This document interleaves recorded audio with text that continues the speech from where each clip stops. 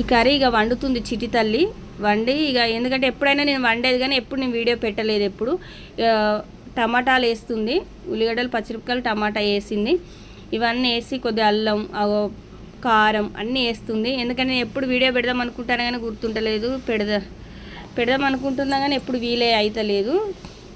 ఇక ఈసారి అయితే నేను ఫుల్ వీడియో పెడతా. ఈ షార్ట్ వీడియో వీళ్ళు ఇలా చేశారు కదా, చిటితల్లిను మా బాబు ఇద్దరు కలిసి చేశారు కదా ఈ కూర కర్రీ. అయితే మీరైతే ఈ అక్క తమ్ముడు కలిసి ఇద్దరు కలిసి ఈ కర్రీ చేశారు కదా, ఎలా ఉన్నదో మీరైతే చూడండి.